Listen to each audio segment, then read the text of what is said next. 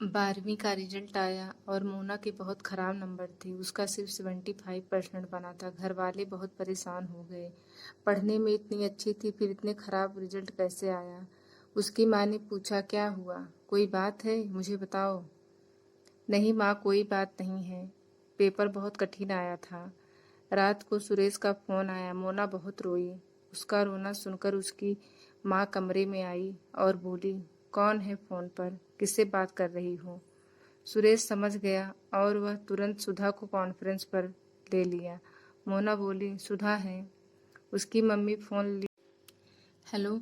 सुधा बोली, देखो आंटी समझाने के बाद भी रो रही है। सुरेश दूसरे दिन घर आ गया, मगर मोना उससे मिलने नहीं गई। सुरेश सुधा को लेके उसके घर आया। मोना कमरे में बेड पर लेटी थी। सुरेश को देखते ही उसके मन के अंदर का दर्द बाहर आ गया। वह सुधा को भी भूल गई और बेड से उठ कर सुरेश से लिपट कर रोने लगी। सुधा अपना मुंह दरवाजे की तरफ घुमा ली। सुधा ने बताया, भैया मोना की मम्मी आ रही है। फिर दोनों एक दूसरे से अलग हो गए। सुरेश चाय पिया और चला गया। फिर उसी रात मोना के भाई, मम्मी, पापा उसके बुआ के घर शादी में चले गए। वह लोग रात को लौट आते, इसलिए वह लोग मोना के पास सुधा को रहने के लिए बोलकर चले गए थे। रिजल्ट खराब होने के नाते मोना उनके साथ नहीं गई। सुधा ने रात को सुरेश से कहा, भैया मुझे मोना के घर छोड़ दो। सुरेश ने कहा, क्यों, क्या हुआ? मोना की तबीयत ज़्यादा खराब है क्या? तो सुधा ने बताया, नहीं, आज उसके घर वाले उसकी बुआ के यहाँ शादी में गए हैं।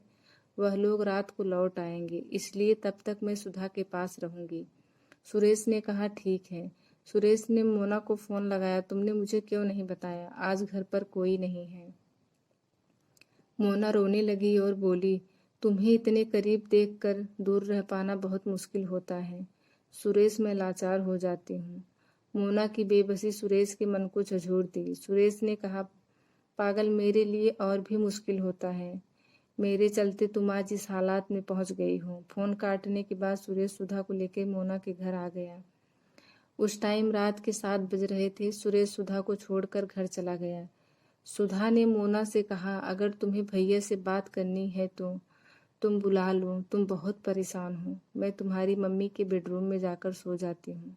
क्योंकि सुधा को पता था मोना इतनी लाचार और बेबस पहले कभी नहीं थी जितनी भैया से मिलने के बाद हुई है। मोना सुधा का हाथ पकड़कर चूमी और बहुत रोई और कहा, तुम इतनी अच्छी और समझदार कैसे हो? फिर सुधा मोना की मम्मी के कमरे में चली गई। फिर मोना ने सुरेश को मैसेज किया, घर आ जाओ। सुरेश ने कहा, सुधा क्या सोचेगी? फिर मोना ने सुरेश को सारी बात बताई। सुरेश ने कहा, ठीक है, 8:30 बजे तक आता हूँ। सुरेश रात को आया। दोनों साथ में खाना खाए। सुरेश ने मोना को बहुत समझाया, तुम परेशान मत हो, मैं तुमसे ही शादी करूंगा और हमेशा मैं तुम्हारे साथ रहूंगा। सुरेश सोफे पर जाकर बैठ गया। मोना भी उसके बगल में जाकर बैठ गई। सुरेश ने उसे अपनी बाहों में भर लिया और कहा, घर वाले कब तक आएंगे? मोना ने बताया, 1 बजे तक। ठीक है, 12 बजे तक तुम्हारे पास रहूंगा, इसके बाद मैं चला जाऊंगा। मोना ने कहा, ठीक है। मोना दरवाजे का पर्दा फैला दी और फिर लाइट बंद कर दी और सुरेश के पास जाकर बैठ गई। दोनों बातें कर रहे थे तभी बहुत तेज से बारिश होने लगी। बारिश बहुत तेज थी, तूफान भी था। मोना की मम्मी ने फोन किया और कहा, सुधा आई है? मोना ने कहा, हाँ माँ। उसकी मम्मी ने कहा, ठीक है, तुम दोनों सो जाओ, हम लोग सुबह आएंगे, ठीक है? तूफान बहुत तेज था, इसलिए खिड़की और दरवाजे सब फटफट कर रहे थे। मोना ने दरवाजा बंद किया। खिड़की के पास गई तो बिजली बहुत तेज तड़की। मोना के पास खड़े सुरेश को पकड़कर चिपक गई। फिर उस तूफानी रात में दोनों एक दूसरे को पास आने से रोक नहीं पाए। सुबह के 4 बज गए। सुरेश उठकर चला गया और दूसरे दिन सुबह घर से चला गया। तीसरे दिन उसका रिजल्ट आया। उसे मेडिकल कॉलेज में प्रोफेसर की जॉब मिल गई। यह बात सुनकर मोना बहुत खुश हुई। उसने कहा, आज मेरा रिजल्ट मुझे मिल गया। इसी तरह 1 महीना बीत गया। अब मोना का पीरियड नहीं आया। मोना यह बात सुरेश को बताई। सुरेश ने उसे चोरी से प्रेगनेंसी जांच के लिए कहा। जांच करने के बाद रिजल्ट पॉजिटिव आया। रिटर्न जाते टाइम सुरेश का फोन रास्ते में कहीं गिर गया। मोना परेशान हो गई। सुरेश का फोन भी नहीं लग रहा था और वह प्रेग्नेंट थी। इतनी कम उम्र में उसे कुछ समझ ही नहीं आ रहा था। सब कैसे हो गया। वह सुधा के पास गई, सारी बात सुधा को बताई। सुधा भी डर गई और 2 दिन बाद सुरेश का फोन आया और मोना बहुत रोई और बताया, मैं प्रेग्नेंट हूँ, मैं क्या करूँ। सुरेश ने कहा, ठीक है, तुम परेशान मत हो, मैं अपने घर वालों से शादी की बात करूँगा और उनको तुम्हारे घर भेजूंगा।